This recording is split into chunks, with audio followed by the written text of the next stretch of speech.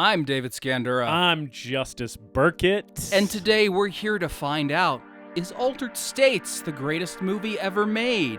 And I'm not going to listen to any more of your Kabbalistic, quantum, friggin' dumb, limbo, mumbo jumbo.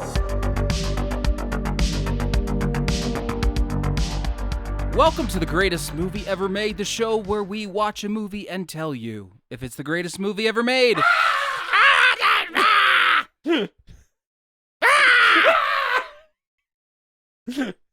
Movie is That's so my- fairly entertaining, compelling that while you're watching it, it's the only thing that matters in the world. That's my or primordial the man noise. Or in the sensory deprivation tank. Yes, the only thing that matters in the multiverse, the universe, the totality of existence at the molecular level. The optical effects hallucination sequence. That's right. Yeah. I'm David Scandura, joined as always by my co-host and monkey man, Justus Burkett. When I tell you, David, that I was quite surprised that there was a monkey man in this movie. Spoiler alert for the film Altered States. Yes. Which is another one of those that I think we're going to recommend that you watch it beforehand. You should see Altered States. We already ripped the Band-Aid off. Yes. There's a monkey man in this movie. Much like Zardoz, I think Altered States should be taught in schools. There's a part of this movie where I was like, are they about to do David Cronenberg's The Fly Butt Monkey? And then about 30 seconds later, they did that. The answer is yes. And then after that, when you're like, is the movie gonna keep being that? No, it's not. It is The Fly Butt Monkey for about 15 minutes. And then it's like, no, never mind. You thought this was Dr. Jekyll and Mr. Hyde, but with a monkey, but actually it's about the meaningless of life in the universe. And how, love is the only truth, I guess. Something like that. Yeah. It's another one of those. Yep. Not dissimilar from Zardoz in many ways, this movie, I feel like. Like, Zardoz is weirder, but, like, thematically, I'm saying. Where it feels like both this movie and Zardoz are, like, you could search for, like, a great cosmic truth about, like, the meaning of life and what purpose does consciousness serve. Or you could just, like, enjoy, like, having sex with your wife. It feels like that's sort of the take of both Zardoz and this movie. I think Zardoz is a film that starts firmly off the rails. Yes. The rails and the train are in two different zip codes. Yes, that's right. And then at least Altered States Begins on the rails. There's at least one set of wheels on the rails at any given moment. Pretty much the whole time. It might be like teetering over the edge, like careening around a corner like the Temple of Doom minecart. It has one foot firmly planted in some recognizable reality. Yes. Yes. Yeah. Before we take the railroad metaphor too far. Yeah. We're going to talk about Ken Russell's Altered States in a little bit here. First off, check-in for the week. How are you doing? I'm doing okay. I think I'm leaning on the good side of okay. There's some work-related stress going on. We're wrapping up the summer season, and that is always a hectic time of year. But I did just have a very nice little vacation. Went to Massachusetts, saw some of my family back east. Grandma turned 100. Shout out Grandma. We were talking about this before we jumped on mic, but my grandma is 100, and it's wild because she is still like mentally like completely there, like sharp as a tack, which is like a little intimidating from a 100-year-old woman because she has her power of recall is quite impressive.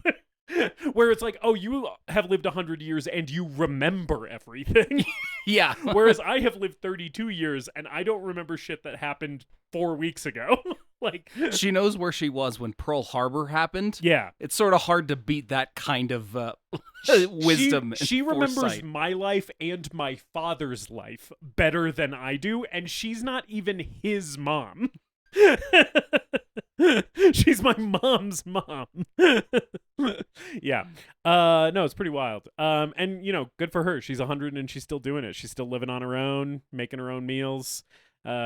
taking herself to the bathroom. May we all be so lucky. You know what I'm saying? And she's a lovely woman, and it was nice to see her. Nice to see my whole family. Nice to see my cousins all grown up and stuff. Yeah, it was a nice time with family. And got to do some fun stuff in the greater Boston area. Boston's a great town. Love spending time there.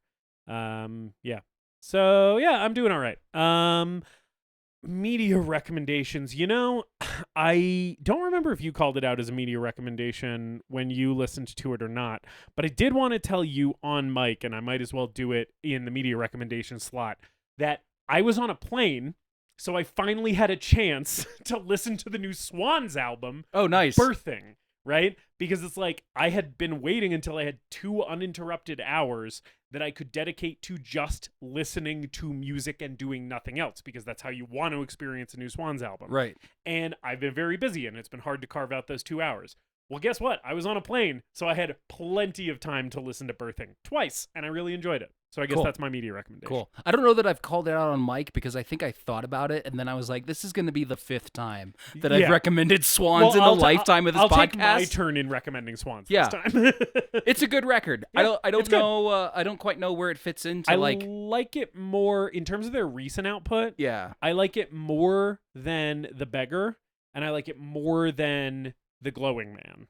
But I like it less than their kind of more iconic output from their late period, like The Seer and To Be Kind. So yeah, it's in there for me. It's like above The Beggar and The Glowing Man, but below those other ones. Yeah. Okay. Yeah. Yeah, I've listened to it twice, I think, too, but it's been like a few weeks apart from each other. I listened to it on the flight there and on the flight back. Cool. I was like, birthing time once again. Yeah. Cool. Yeah. How are you? I'm good. It's hot here and I don't like it. I am. That sucks. That's a thing that's not good No in bueno. my life. It's always funny when Flagstaffians whine about the heat, because it's like what we're whining about is it's 85 degrees. But like listeners to this podcast who aren't from Flagstaff have to understand, it's 85 degrees and nowhere in this fucking town has air conditioning. Yeah, that's the difference. I have to go to a dark movie theater to get air conditioning in this town. Yeah. I mean, like I guess like a restaurant or an office or something, but like half of the downtown businesses don't even have air conditioning. But like yeah, it's not great. Yeah. So I have to have the windows open at night. And I haven't clued you into the bug saga. I've had an insect saga over the last year. Uh-oh. Where this happened last summer too, where there was an ant thing happening. Yes.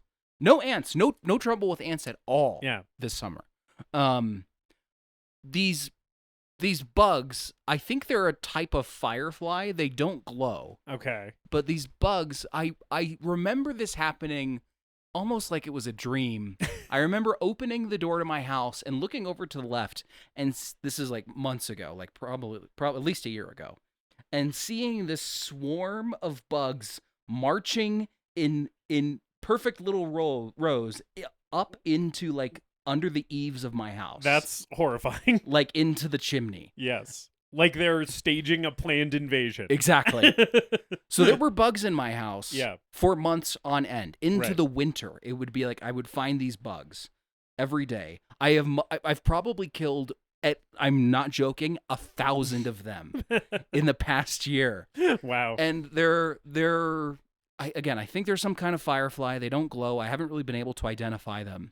But they die so easily. Mm-hmm. It's like somehow they missed Darwin's cruel scythe and have lived this long, because you just like flick them over on their backs and they fucking die. Right. You can just breathe on them kind of hard. Right. And then in the last few weeks, suddenly they were gone. And I didn't know what happened. Yeah. This feels ominous. And then in the last couple of nights, or probably the last week or so, actually, because they're still around the property. Like I still see them flying around. Yeah. But they weren't in the house. And then with like the rise in temperature and having my windows open, they're back in the house now. And I probably killed like 50 of them today. Jeez. That sucks. And they're not like pests as far as I can tell. They don't get into my food. They don't do anything. But also you just don't They're want, just everywhere. you just don't want bugs all over the place where you live. Yeah. That's a reasonable thing. Yeah. And I had the landlord, I texted the landlord today about a few things that I've been putting off for a while because he's not, I just don't like talking to him. Yeah. And I texted him about the bugs and he came by and he was like, yeah, I don't know. I get them by my house too. I could send the bug guy to come over, but I think they might just be in the area. And I was like, all right, fine, fuck it. I guess the bugs are my problem then. Like, you're the landlord. Fucking call an exterminator. I don't think they're in the house and like living in the house anymore. Yeah. I don't think they have a base established in the house anymore because it was much less than I remember. Yeah. Where it was like, everywhere I looked, there was a fucking bug. They've lost their territorial foothold. I think so, somehow. Yeah. That's my story, I guess.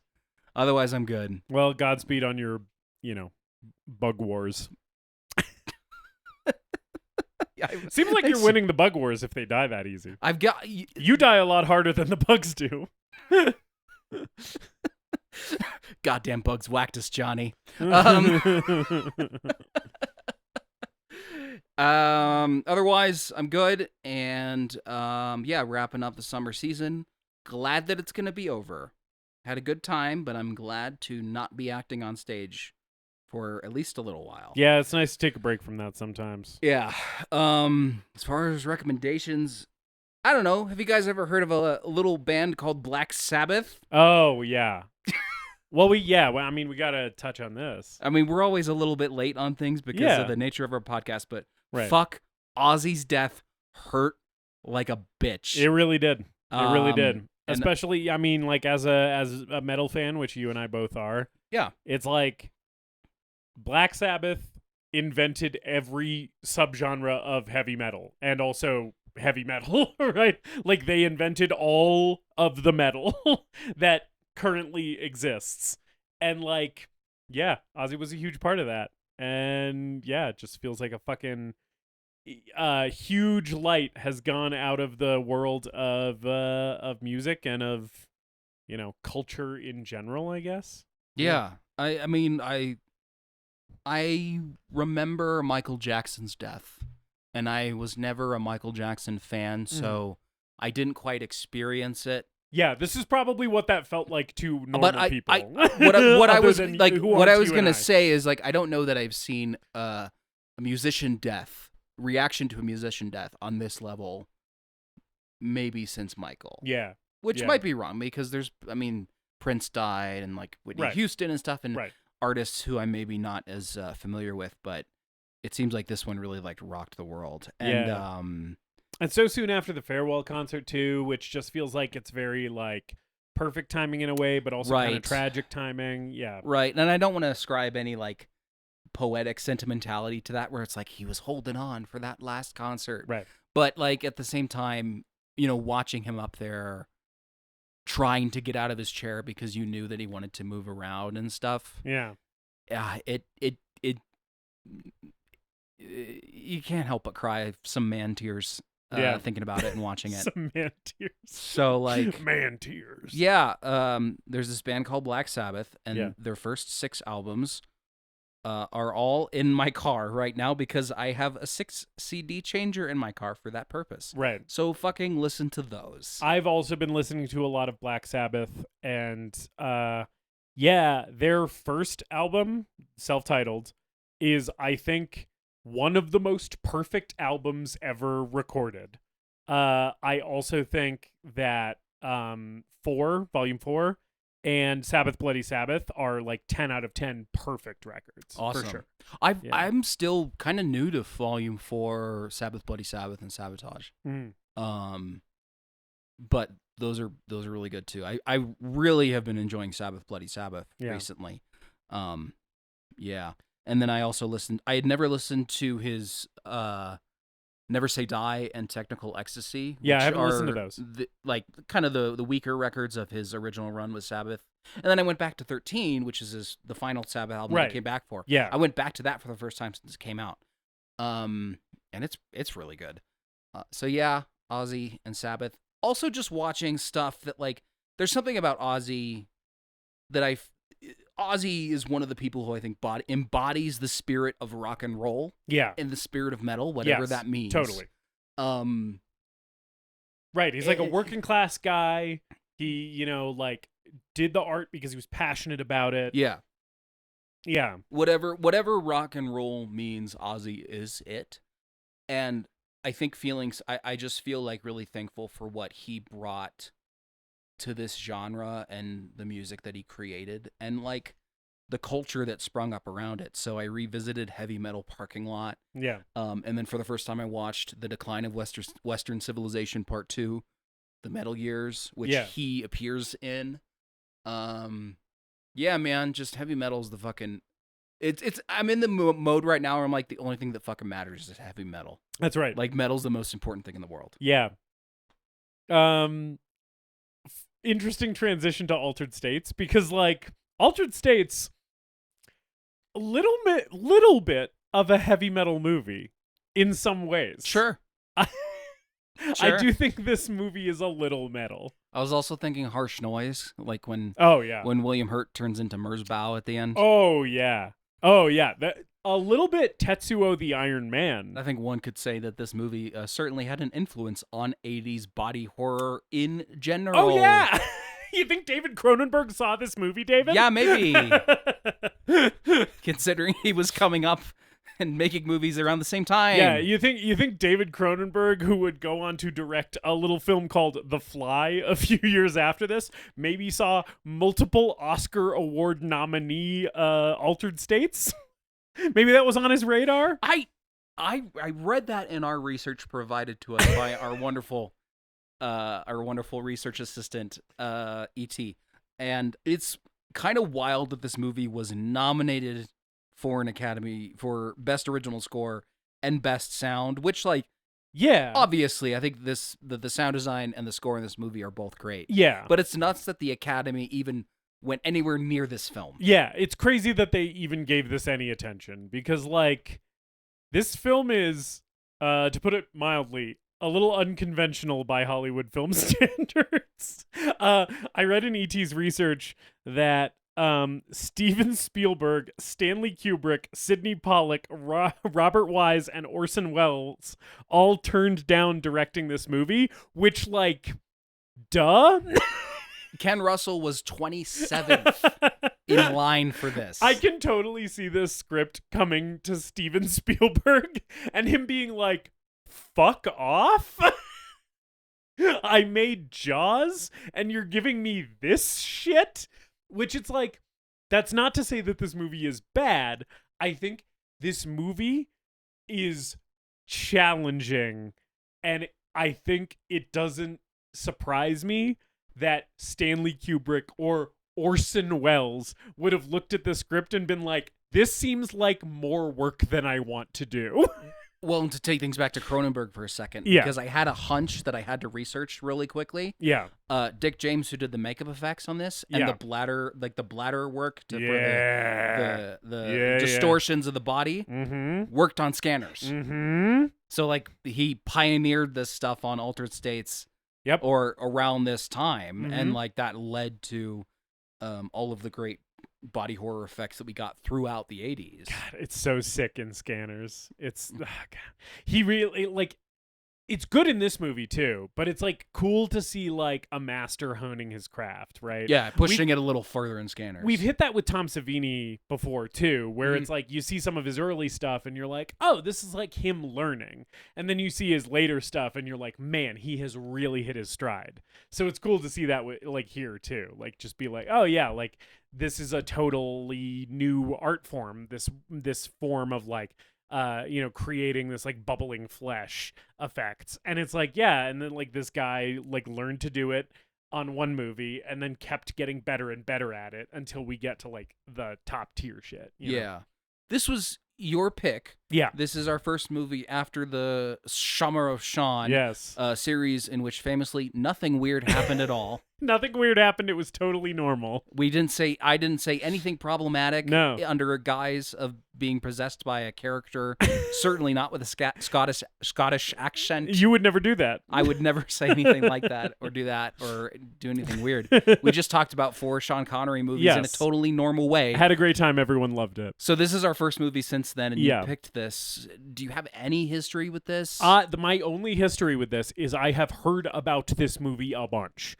This is one of those movies where it's like, I will watch like Shudder documentaries about horror movie making. And like every single fucking one of those things has like a little bit where like they sit down like fucking Greg Nicotero or someone and he's like, you know what movie's great? Altered States. Right? It's like there's always some talking head on a Shudder documentary who is like, more people should watch Altered States. And it's like, when I'm watching one of those Shudder documentaries, usually I've seen almost all of the movies they're talking about.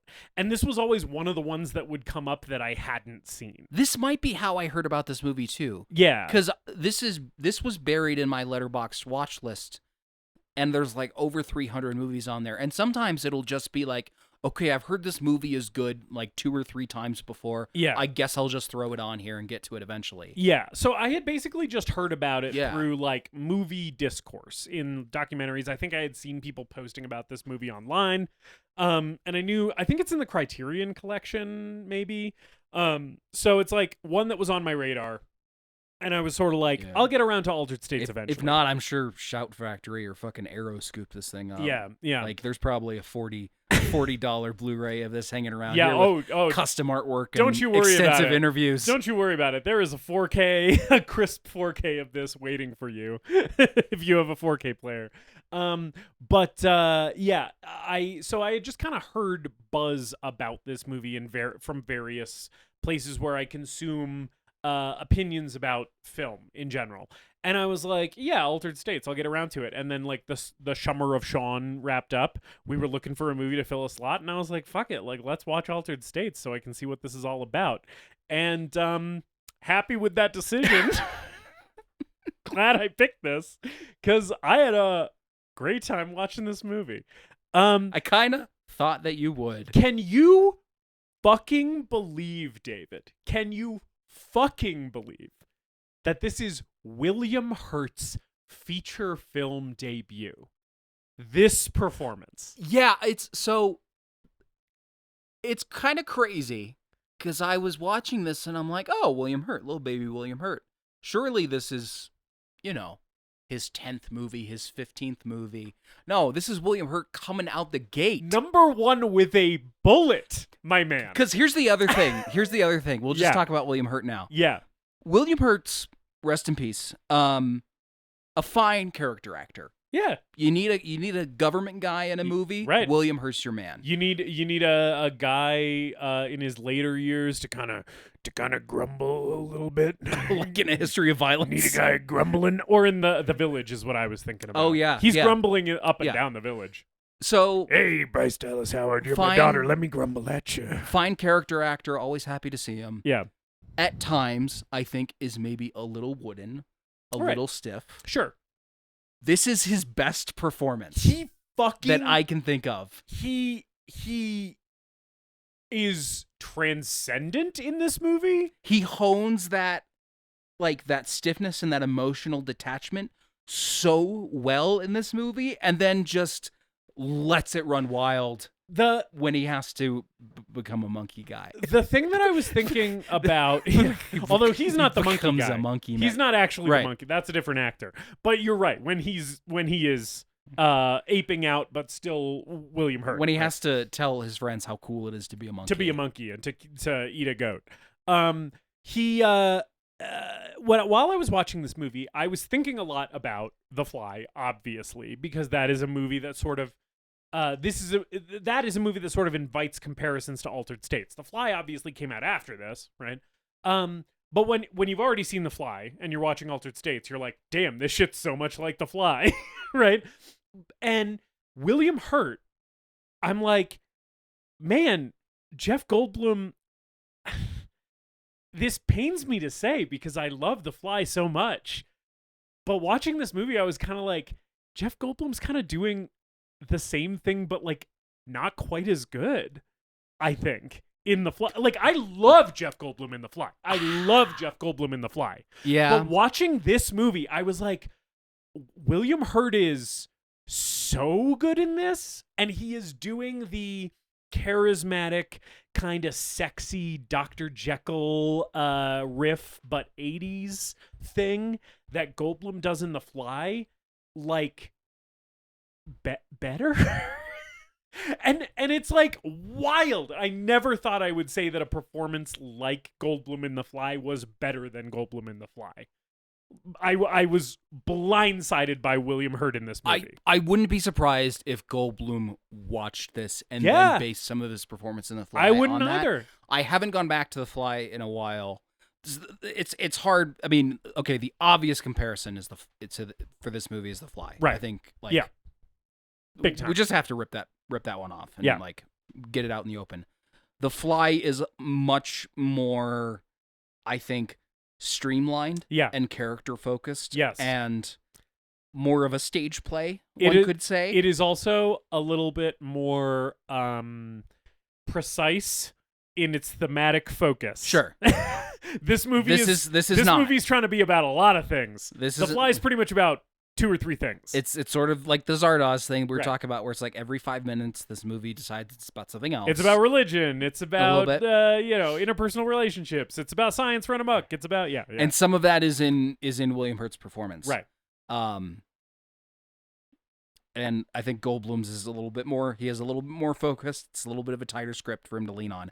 I was also thinking of James Spader in Crash. Yes. Watching William Hurt, because I was like, yes, I didn't know you were hot, and I didn't know that you radiated this manic, bestial sexual energy. This weird, tense, Cronenbergian little sex freak energy that William Hurt has in this movie. He reminds me also of James Woods in Videodrome in this movie, where it's like this guy is like an asshole and a scumbag, but also you like kind of love him, and also like you kind of get why everybody wants to fuck him.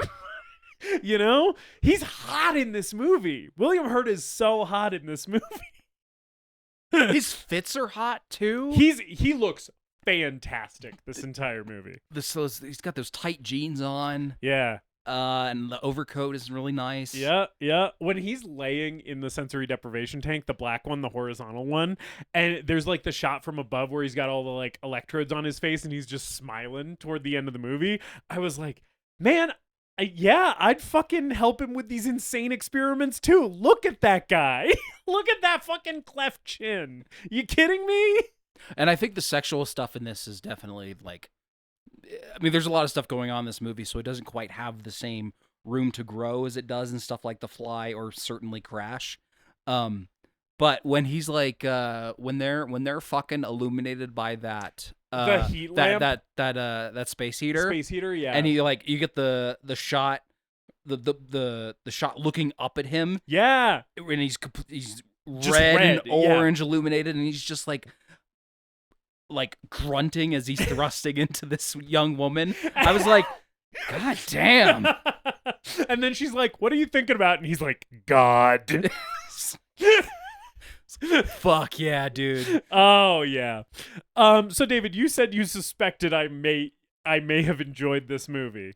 Before we even fired the mics up, you were thinking I would have liked it. Sure. Why is that, David? What do you think I might have liked about this movie? Everything. You think it's that it blends science and religion and sort of wooey woo spiritualism and drugs? You think that's something that I would latch on to? See our previous episode on Prince of Darkness. Yeah. And then when he turned into a monkey, I was like, oh, he definitely fucks with this. I was so blindsided by him turning into a monkey. I did not expect Neanderthal. Yeah, man. I mean, like cards on the table a little bit, I think. Yeah. But like I really had a great time with altered states. Yeah. Okay. So Yeah, yeah. William Hurt Yeah. is Eddie Jessup, Yeah. and Dr. Eddie Jessup Dr. to Eddie you. Jessup. He's studying schizophrenia. Yes. With sensory deprivation Yeah. and Floating in a big tank. and psychedelics, and he meets another researcher named Emily, Yes. and they start a relationship. And that's sort of the setup. That's our Right. basic The setup to here. the movie, yeah, is like he's been doing the sensory deprivation shit. He is trying to connect with a higher state of consciousness, basically. Yeah, that's That's his initial goal. I think that's about as well as you can sum up what he's trying to do. His in this initial movie. goal is like transcendence, right? Because he talks about like Buddhism in the scene where he's like getting wine drunk. He talks about like how he wants to basically achieve nirvana. He wants to move beyond the limits of the human mind and achieve a higher state of consciousness, right? That's what he starts with. Then the goalpost kind of moves, but so he's like on this quest at the beginning when he meets Emily, who is played, may I say, incredibly by Blair Brown, an actress that I was not familiar with. I don't think I had ever seen her in anything. Yeah, because she's also in Dogville, but I've never seen that. And some TV stuff. But yeah, like I think she's also great in this movie. I don't know how you felt about Blair Brown, but I was like, wow, this is a great performance from an actress that is a total unknown to me. Yeah, I thought she was really good. Just to compare this movie to The Fly again. Well, if you're comparing her to Gina Davis, that's unfair. She's doing a similar thing. Yes. And I think I liked Gina Davis's take on that thing a little bit more, but how that can could you be not? It's the Gina Davis of it all. The Gina Davis effect, as they say. That 6 foot tall drink of water. She is just one of the most gorgeous human beings to ever walk this planet, isn't she? Blair Brown, also a very beautiful woman.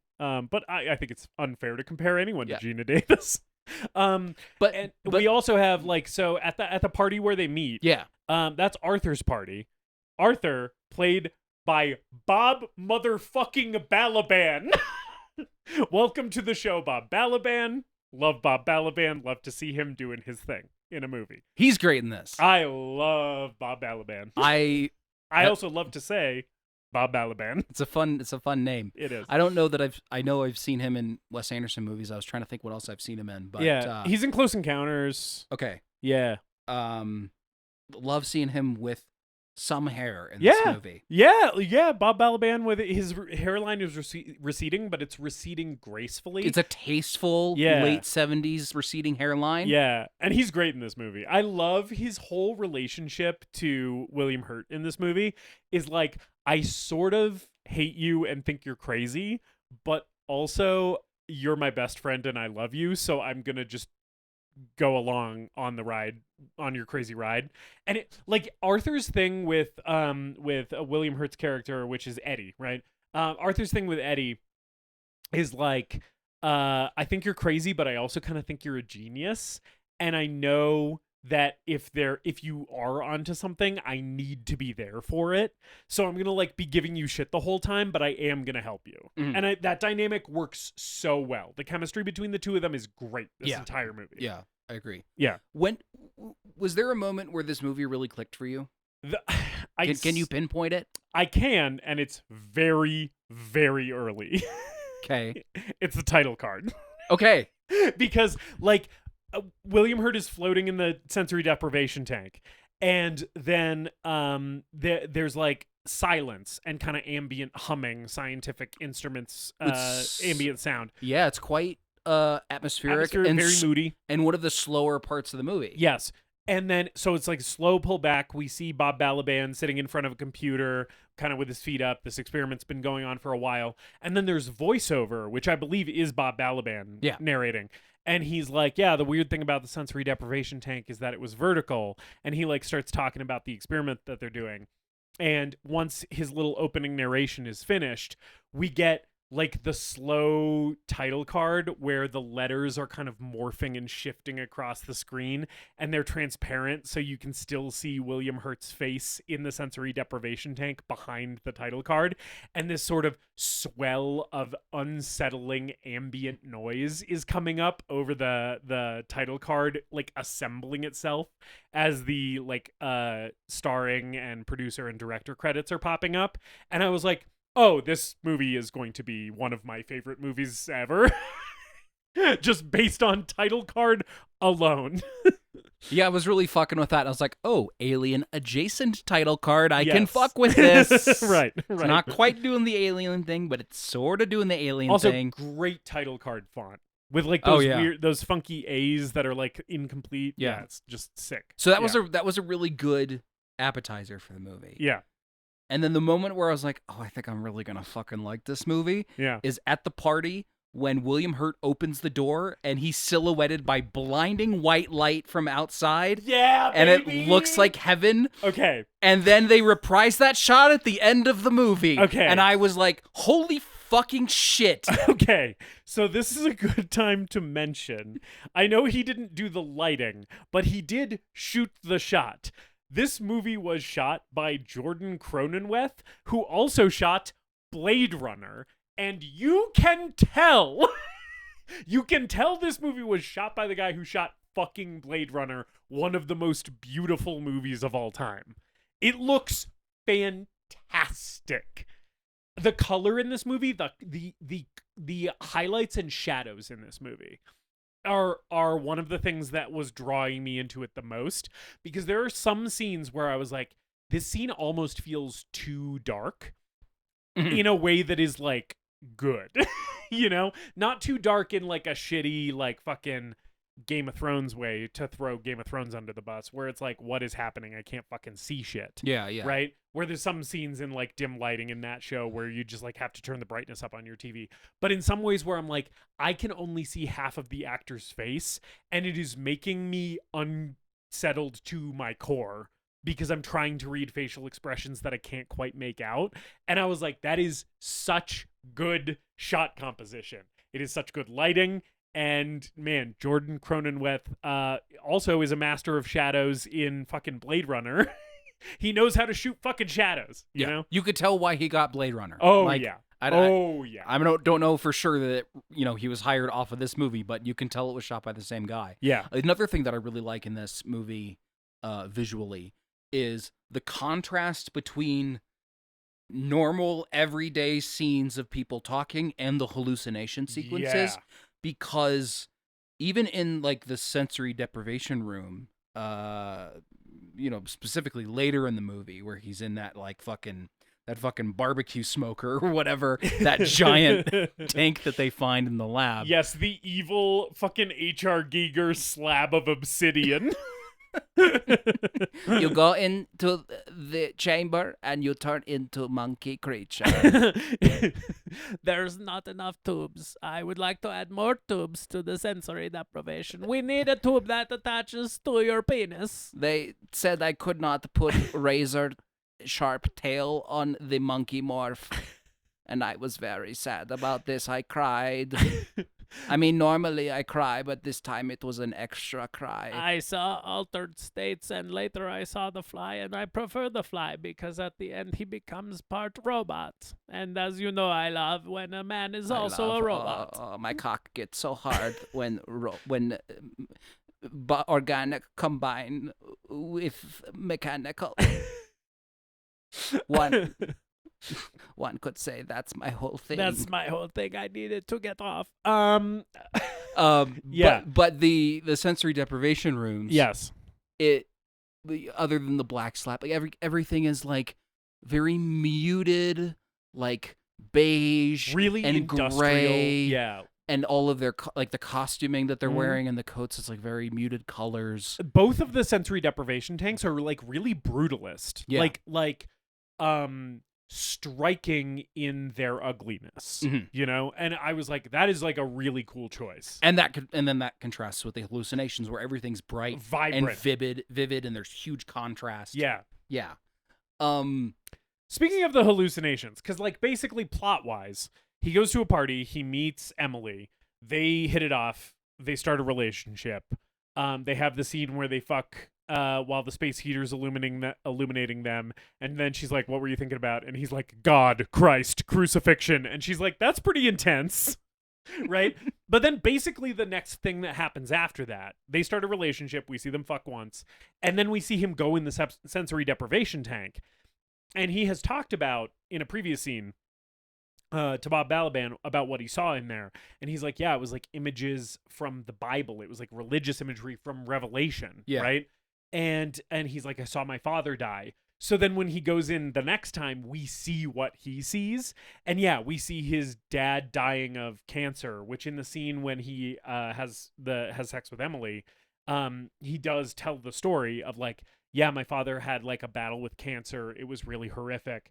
And he tells this really harrowing anecdote about how he was sitting with his father before he died, and his father was just murmuring one word over and over again, really lightly under his breath. And he like got closer to hear what he was saying, and he was just saying terrible, terrible, right? And William Hurt kind of was like, yeah, and like that's the moment that I like stopped believing in God and stopped having visions, like faith-based visions, because I was like, oh yeah, death is like horrible and ugly and brutal, even for good people, right?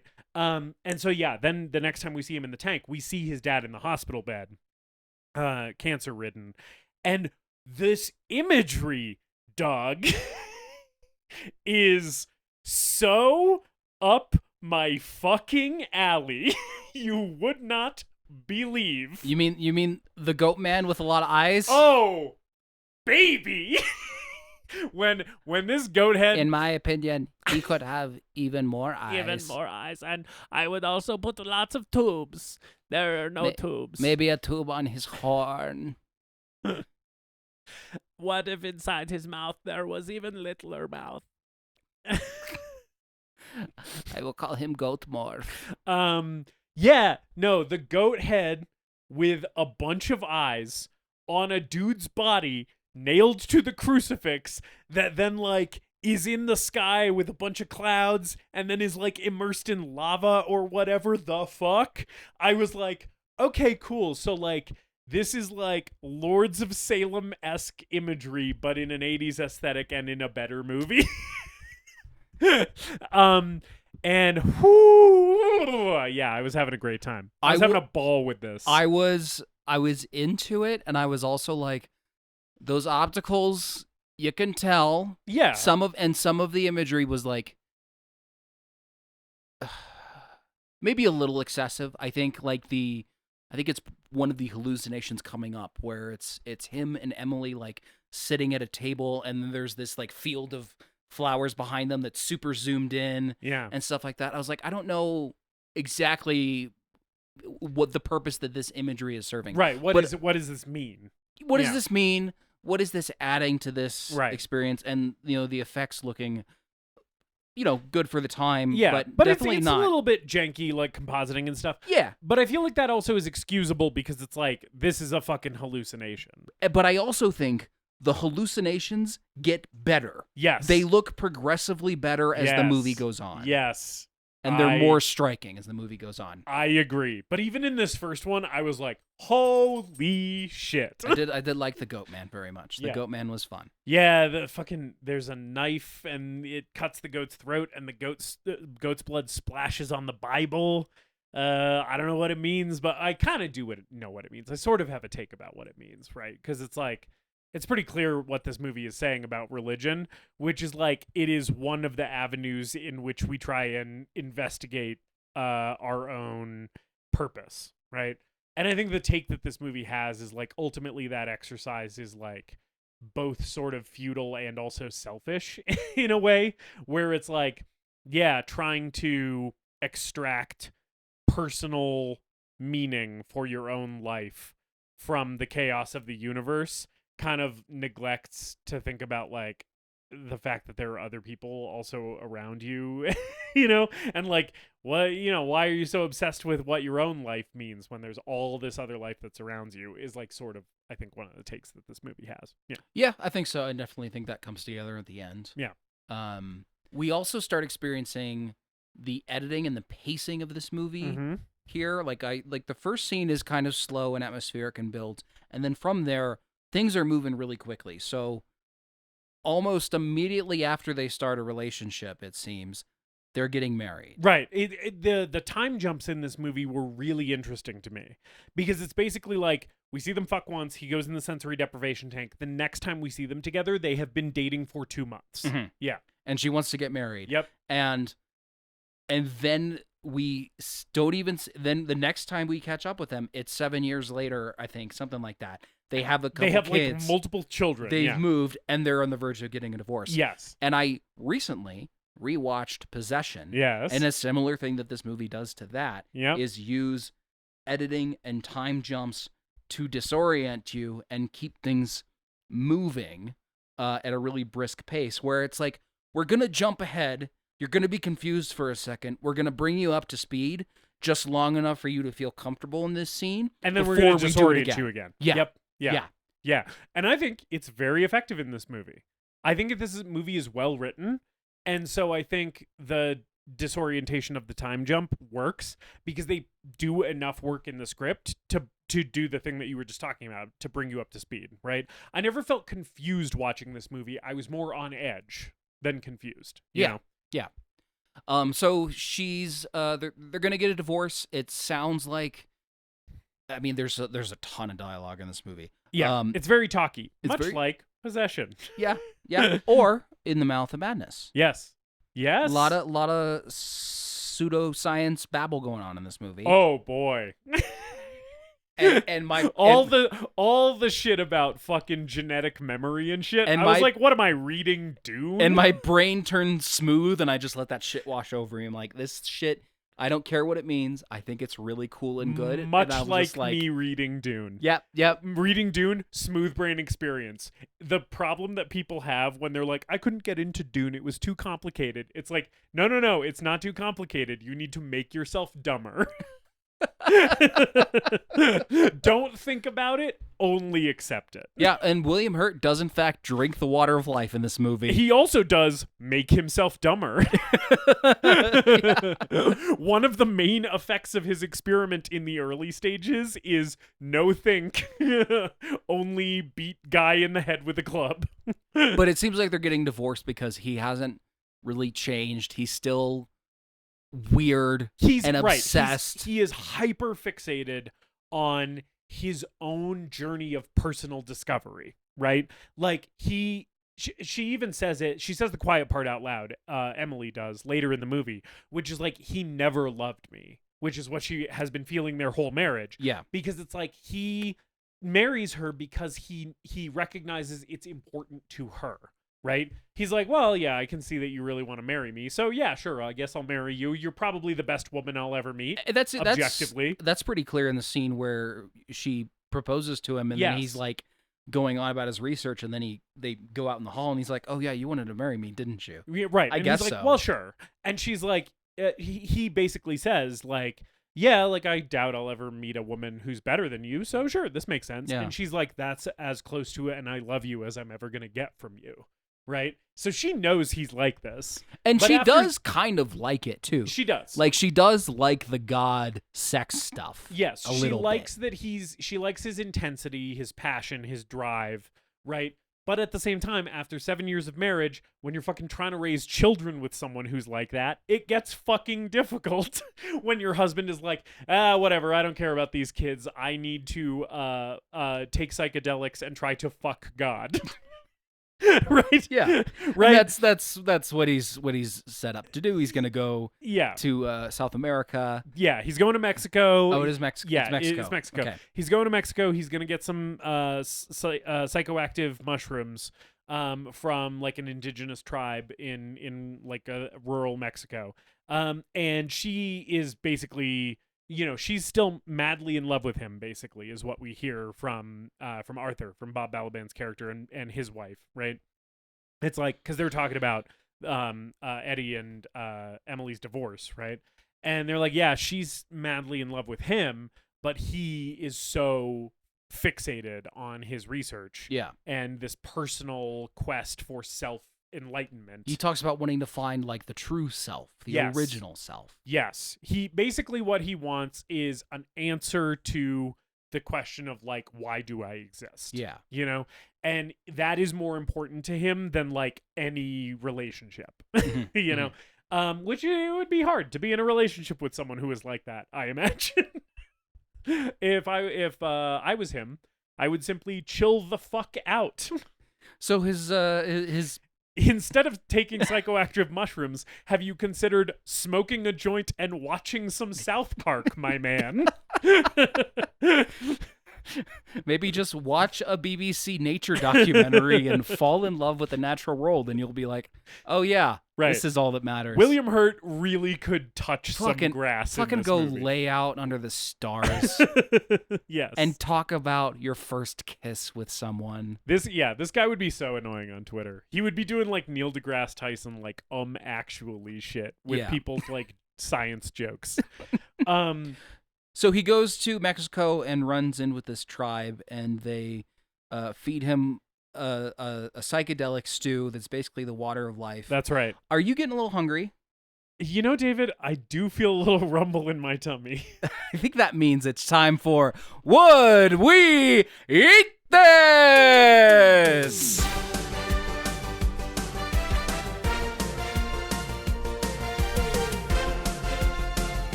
Justus. David. So we know what the psychedelic mushroom stew does to William Hurt. Right. We understand its effects. There's a monkey man involved. You have various hallucinations of God Yeah. and hell. Maybe you get really good at fucking. Maybe you see your wife as a lizard So we know that. and then she turns into dust. Putting all of that aside, Yeah. we get a lot of close-ups of them making this stew Yeah. and putting leaves in it and berries And mushrooms. Some of William Hurt's blood. And just based on the way this thing looks, I Yeah. want to know, would you eat this? So, David, I had assumed that this segment would be occurring. And I had done some thought about this. I think I have sort of a dual answer here. If you just put this in front of me and I didn't know what it was, I think the answer is no, because it looks pretty revolting. It's like a dark, sludgy brown with like a layer of foam on top and like some fucking shriveled, gross brown shit floating in it. Yeah, there's something floating in it that almost looks like a centipede. It looks really horrendous. There's like it looks like they put like perfectly smooth metallic balls Yeah. into the soup as like props Yeah. just to make this thing look gross. Yeah. It looks really, really, really gross. So I think if I didn't know it was drugs, I would not eat it. However, if I had all the knowledge that William Hurt has in this scene, which is like, this is a fucking mushroom that's going to make me trip balls, I'd probably take a spoonful. See, this is where you and I differ. Just because, like, I think I'm a more laid back, chill person. I have, like, a more docile consciousness than fucking Eddie Jessup in this movie, right? And so I think my trip would be better. And I would just be like, I'm just going to drink a little bit of this fucking mushroom stew. I'm going to trip balls in the mountains of northern Mexico. And I'm going to have a great time. Maybe I'll feel a little sense of like enlightenment or whatever. And then, you know, I'll make my way back home. I'll tell everybody about my vision quest, you know? I think I would not go violently insane and kill an iguana. Okay. Because I think that's a him problem, not a stew problem. Yeah. Yeah, So here's where you and I differ. you're right. Not only would I have a spoonful, Uh-huh. just fucking make me a bowl of that shit. I was looking at this and I'm like, that looks really fucking good. And I'm upset with myself at how much I think this looks delicious. That's a hot take. Wow. Because here's We've the other never- thing. We've Here's never the other been this thing. different on Would We Eat This before. I'm not a soup guy. Uh-huh. I'm not really a stew guy. Yeah. I've had good ones, but it's not food that I generally eat. Yeah. But I see them brewing that fucking primordial soup, and I'm kind of like, yeah, fucking give me a bowl and a big ass spoon and some bread to soak it up. I might be a happy fucking guy. This is wild because I cannot stress enough how much this soup looks like motor oil. Foamy motor oil. It looks revolting, and I was still just like, I think I want some of that. All right. Man, if you had a whole bowl of this, like later on. Oh, fucking... we're fast tracking the monkey stuff right away. Oh yeah, no, you are immediately going to like the first fucking microorganism that like walked out of the primordial soup. That's honestly you're the first fish with legs. Honestly, you know what I'm doing? Yeah. I'm turning right back around and going back in to the water, soup. baby. Ain't nothing to see here. Nope. I'm not gonna pay taxes. I'm not gonna start this shit. We're That's keeping how we things end in up the with soup. fucking mermaid capitalism. We just all live in the water and everything is the same otherwise. Yeah, I'm just gonna be the one guy in the soup with legs. Yeah. And that makes me dictator of the soup.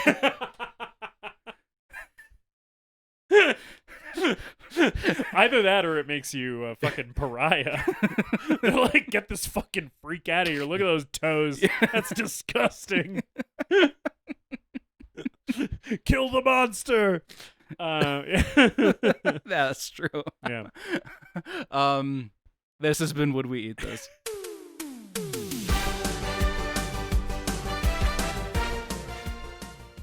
So he drinks the spoonful of Yes. soup. He drinks the water of life, the stew of life. Also, like the indigenous tribe. Yeah. I don't know these. I don't necessarily know these actors. Yeah. I know the Brujo is Charles White Eagle. That was in E.T.'s research. Okay, but yeah, these actors playing the indigenous Mexican tribe are all great. They have a great vibe to the scene, especially Charles White Eagle, who's being translated. Yeah. And I love the get up where they have like caked mud or some sort of pigment on their faces. Right, because this is like a traditional ceremony, so everything is like very like extravagant and over the top. And their little ritual ambient drone band pops the fuck off. Oh yeah. Give me the album now. Yeah. They're just like real high they're just shit. like in the corner, all fucking 10 of them. Yeah. Some of them have trumpets and horns. There's like a guy throat singing, I think. There's like a didgeridoo-esque looking thing going on. Maybe that's what I thought was throat singing. Just like I want to go to that concert. Oh yeah, baby. In the fucking cave where you drink the mushroom soup. That I'm pretty sure those guys monkey. are gonna be at Roadburn 2026. Yeah. Yeah, it was rad as fuck. He drinks the soup. I like the Brujo Charles White Eagle, like looking at him like, you fucking dumbass white guy. You have no idea what's coming. He's like looking at him with this little smile like, yeah, it's good, isn't it? It's good. You are about to go to the fucking moon, my man. And his trip is really interesting. This movie also potentially influenced a movie that we both enjoy, Panos Cosmatos's Beyond the Black Rainbow. Oh yeah, you fucking think? Yeah. Sorry. I sure do.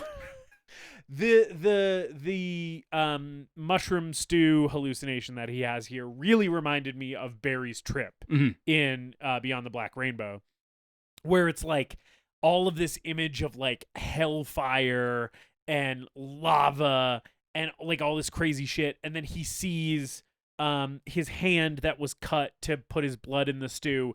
A lizard comes out of the cut in his hand. Yeah. And then the lizard is on the ground in front of him, and it turns into this big iguana, which then turns into his wife. And then the cut on his hand turns into like a galaxy. Stargate. Yeah, that was cool as fuck. Yeah. I also like that someone there's fire. Part of it is like there's fireworks in the cave. Yeah. Yes. And it is just like, just someone fucking set off a sparkler while this guy's tripping. Right. Yeah. I bet that's annoying as shit. Right. One of these like indigenous guys is like, hey, check this out. I'm gonna fucking make this guy lose his mind. I'm gonna set off some firecrackers while he's fucking tripping balls. And then there's a scene where the tribe are like dancing around him in masks, and there's tons of them. Yeah. And there's these like rock formations nearby, and like that's super cool imagery. Yeah. It looks like it was like, yeah, we have dozens of extras and costumes and a sound stage for this little sequence. Yeah, and he's like losing his mind. He's like absolutely tripping balls.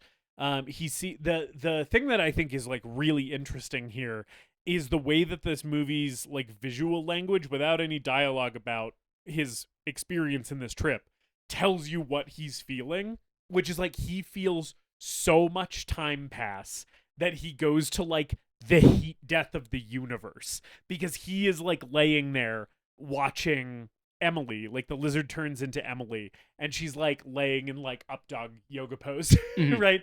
And she like the wind starts blowing like sediment on them. Oh, this is so cool. And they turn to stone. They get like fossilized. They look like the ashes from like when you see photos from Pompeii and stuff of the preserved bodies. The preserved bodies, yeah. And then the wind erodes them to dust. And it's like this part of the sequence is like long. Like you get multiple long shots of them eroding. Yeah. And like as I was watching this, I was like, I get what is happening in his head. He feels time stretched out so far that he is like living millions of years, you know? And it's like, it's so cool. This whole sequence is so good. So when he comes out of the sequence, he realizes that he walked outside and killed the lizard. Yeah, he did kill a lizard. And he wants to take the soup back to try to synthesize it in the lab. And we immediately are dropped into another hallucination, basically just after this little short exposition scene, where we're leaning into the hell imagery, where there's tons of people in this sort of like hell-ish landscape. Yeah, a bunch of like naked people like writhing around, falling off of cliffs into rivers of lava and stuff. Lots of crosses. Yeah. And like imagery of waves like superimposed on some of these images. And he's started doing the sensory deprivation trips back at the university. Yes, combined with the mushroom drug. Yeah. And they've roped in a new professor into this, Mason. Yeah. This fucking guy. I love Mason so much. What's this guy's deal? I love him so much. Man, between Outland last week and then this movie, we are just like back-to-back awesome fucking doctors. I love Dr. Mason, because his fucking whole deal is like, I think you're a fucking lunatic, Jessup. I fucking hate your guts. You are gonna get yourself killed. What you're doing is not science. Well, no, also, by the way, I will help you. I'm just gonna bitch about it the entire time. Yeah, you're leaving out the fact that this guy sounds like he's Johnny Paycheck. He sounds like he's like a Georgia hick. And he even sort of speaks like that. Right. He's like, "You're out of your goddamn mind doing this this mumbo jumbo." And then he's like, "By the way, I'm also an associate dean of this." Like, he starts listing off his titles, and I'm like, I'm one of the foremost experts on endocrinology. I run several journals on the subject, and yeehaw! I don't know that you've ever been published in a scientific journal in your life.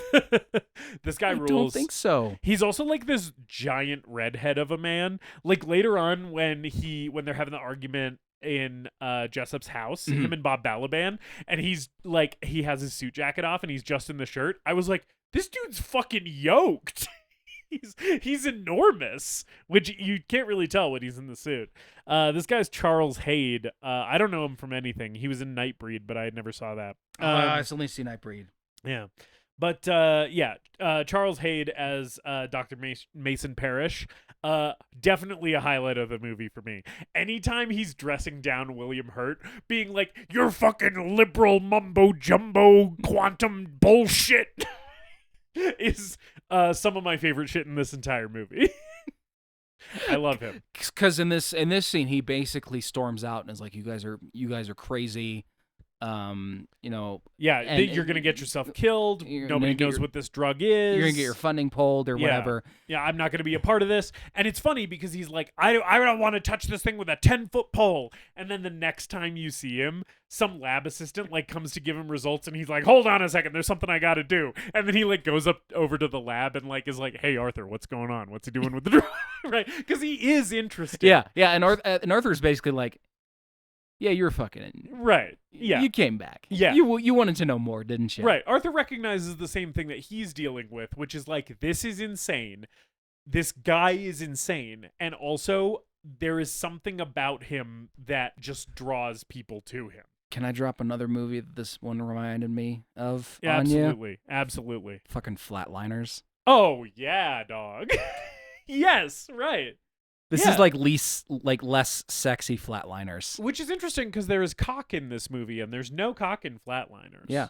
Well, the thing is, But everyone cock in does not a sexy movie make necessarily. everyone in Flatliners is like hot. Oh, yeah. Flatliners has one of the hottest casts Flatliners of makes all time. Oliver Platt hot. Yeah, yeah. Kiefer Sutherland in Flatliners is maybe the hottest any man has ever been in the history of humanity. Yeah. But there is something about this, these two movies sharing this theme of like these young college researchers like getting off on and becoming obsessed with pushing the limits of the human body to achieve some sort of spiritual enlightenment. Yeah. That I was like, this really reminds me of Flatliners, and it's kind of doing the thing that Flatliners does even better. Yes. Yes. I loved Flatliners. We watched Flatliners together. It was my first time seeing it not too long ago. And I loved Flatliners. But I think what Flatliners suffers from, and this movie doesn't, is Flatliners kind of shies away from going there in a way that this movie does not. This movie is scary and harrowing and creative in a way that Flatliners isn't. Yeah. Where Flatliners kind of plays it safe. Yeah. And it's like... It's yeah, like at the end of the day, we're a Hollywood movie. We know we can't, freak the audience out too much. And like the flatlining part of the movie is the most interesting part, and then everything else around it for me is just like kind of less compelling. Sorry, I'm looking at pictures of Oliver Platt in Flatliners, and you're right. He is It's kind of hot in nuts. it. He is sort of hot in Flatliners. He's the least hot, but he's still kind of hot. Yeah, I mean he's the token nerd. Yeah, You but know? he's looking good. He's solid in that movie. It's wild. Man. But yeah, this movie I think goes to the kind of places that I really wish Flatliners would go to. Yes, totally. Yeah. It definitely has the tone of the tone at the end that I sort of wish Flatliners had ended with. Cuz Flatliners ending feels a little like after school especially like, oh, like we all learned our lesson. Well, that's the other thing that this shares with Flatliners is because they're like, you forget that they're all like, oh yeah, these are all young people at college. Yeah. And like at the end of the movie, like ostensibly like the climax of the movie has literally just happened,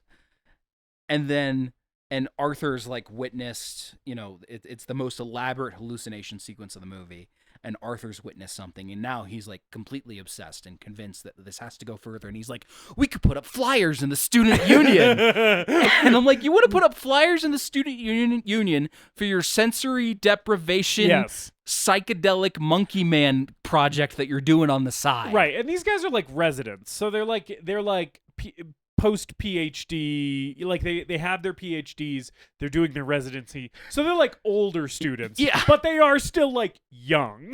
Yeah. It's like we can get undergrads to sign up and we'll drug them and put them in the Maybe we can sensory find some deprivation guys tank. slacklining in the quad listening to Sublime. Yeah, we'll pump them full of mushroom stew and see what happens when we devolve them into fucking single-celled organisms. All right. So this is the sensory deprivation tank proper. The big obelisk slab that gives you nightmares. Yeah. Um, I like this. I like the design of this thing. It's Yeah. cool. Yeah. So they Dr. Mason gets in on the whole thing and he lets them use the sensory deprivation tank. and this is the trip where he's narrating Yes. to, or he's talking to, or at least they're getting audio of him narrating his experiences. And we don't see this one, which Yeah. I really like. Yeah, I me like too. that we take a break from seeing the trips and you just get to hear him talk about it. And he's like, it is, some time before recorded history. I'm seeing Neolithic man. I'm like hunting with him. I'm killing a goat and eating a goat and drinking its blood, and it feels so good, And they're like, okay, well, this is getting weird, right? Is basically the vibe in the room. And there's also something like he can only do it for 4 hours, or he falls into like a coma or something for like 4 hours afterwards. Yeah. I think Yeah. something like that. But it goes Yeah. for much longer this time. Right. And then when they pull him out, his like face is covered in all this like weird white crusty schmutz, and he has like a bunch of blood coming out of his mouth. yeah, and so And- they're like, what the fuck, he had a stroke. and then he's completely nonverbal and he can only write his experiences down. Yeah, he's Which like I thought kind of was grunting. So cool. It's That was really such a cool. part. It's really cool. So he's like grunting, and he's basically being like, you have to take x-rays of my neck, you have to like take my blood and test it and all this shit. And they do. They do what he says. And the whole time Mason's being like, this is fucking horse shit. There's nothing weird about your neck. Like, you're a fucking moron. You had a seizure, right? But then they do it. And they like x-ray his neck. I love the scene with Mason going in and bullying the x-ray tech into like prioritizing these x-rays, and then him taking them to the radiologist, and he's like, hey, like, is there anything weird with these x-rays? And the radiologist is like, weird, this guy's a fucking gorilla. It's so rad. Actually he has a German accent, so he's like, weird, this guy's a fucking gorilla. This is a part of my notes where I have monkey written in all caps. Yes. Because I was like, is this about to turn into David Cronenberg's The Monkey? Return to monkey. Literally. I just went to swing and tree and go ooh, ooh, ah, ah, and throw poo That is... and eat banana. That is where we said the goalpost moves for William Hurt. That is what it moves to. So before he's like, enlightenment. And now he's like, what if I just turn into a fucking monkey? It's sort of like, after this experience, he's like, being a monkey felt pretty good. I liked killing that goat. What if I just like turn off brain, become monkey? Which I like. I also like that thematically, right? That he's like he's on this quest for enlightenment and self-discovery, and he's looking for it in religion, and he's looking for it in philosophy, and he's looking for it in greater scientific knowledge. And then he feels the primal urge of like hunt, kill, eat, fuck, right? And he's like, what if that's how I get enlightened, is by turning off my brain? So it sort of feels like the movie thematically is exploring that and being like, yeah, there's multiple ways to look for meaning in your own life. Some of it is through knowledge, and some of it is through like actively ignoring knowledge and pursuing ignorance, kind of. Yeah, I like it. I like the return to monkey stuff. Thematically. Yeah. Some of the execution leaves a little to be desired for me personally, which we'll get to in a little bit here. I'm going to agree with you on that. Okay. Yeah. But first of all, he's fucking one of his students. Yes. And so he wakes up in the middle of the night with a woman who we haven't seen before, and she calls him Mr. Jessup. Yep. Okay, the insanity of banging your student and still having her call you Mr. your last name. Also, Dr. Or Jessup, at least, Professor, please. Doctor. Like, that's Right. gotta be a power thing. Yeah. Like, you're not on first name basis with this. I think it's just kind of lady. because he is such like a weird, socially stilted kind of guy that I feel like he just didn't give it a second thought. He was like, well, you call me but Dr. Jessup. Like, that's what you call me. I am going to fuck you. But like, I'm still your teacher. He's viewing it very practically. She does do it twice too. And I'm like, yep, that's a choice. That's a choice. Yeah. It's weird. Don't like it. But he does he does start hallucinating or Or not really sure. so his like arm is doing that crazy bladder bubbling shit. Yeah. And then he gives monkey feet. his chest does it too, and I really like when his chest is doing it. Mhm. All of these effects look so good. The monkey feet maybe look the least good, but all of the like bubbling under his arms and his chest bubbling especially, I was like, ooh, that's really working for I me. don't know if he starts doing I don't think he starts doing the full homunculus thing here, where he just like becomes a blob with a William Hurt face. Not quite, yeah. Which is like we see in flashes. Yeah. I think that's my favorite effect in the movie. Yeah. The one that doesn't work other than the gorilla feet for me here is when he looks in the mirror and he just has like a very protruding like Neanderthal caveman brow. That one does look a little bit like you can kind of see the seams on that one. But like by and large, it all looks quite good. Mhm. And it's like really good body horror stuff. It's like very unsettling. It's really gross. His arm gets all hairy too. Like while it's bubbling, it gets like extra furry, which is gross. Yeah, and he takes a shower and he like kind of seems like he's a little horrified, but he's also kind of into it. He's like, oh, weird. My body's fucking transforming. This is gross and awesome. Yeah, it's like the first week after taking Tren. Yeah. Right. He's like, yeah, the gear's working, man. I'm turning into a fucking gorilla. Yeah, so like, yeah, I guess monkey feet for a second. And then, so like, he's basically like, I'm onto something here. I got to do this again. And his wife kind of has a little bit of an intervention with him here. Yeah. Where she's like, hey, Dr. Mason called me. He's worried about you. You got to like back off this shit, man. Yeah, they're trying to, it seems like she's just coming back from doing research on baboons, conveniently. Yes, in Africa, yeah. And so they're trying to maybe patch things back up. Yeah. Even though they're getting divorced, they do seem like they're on like pretty good terms still. So like she's sort of talking to him about her research and he's like, "Oh yeah, will you like let me listen to those baboon recordings because I think I might be turning into one." Yeah. And she's like, "That sounds insane. By the way, I did come back here because a guy called me and told me you were going insane." I think she basically says in one sentence, like, we realize that baboons are carnivores and they use a primitive form of hand signals. And I was like, oh, that's might be really convenient for your husband who's turning into a monkey and has, displayed that he has a lust for killing things and also recently went nonverbal and could only communicate using his hands and like a paper. Yes. And that part doesn't really come back. It doesn't really come back. But I was like, that's a really specific dialogue. Yeah. Given your husband's current situation. There's maybe a scenes deleted situation where he was maybe doing some monkey sign language. But they have an argument here. Yeah.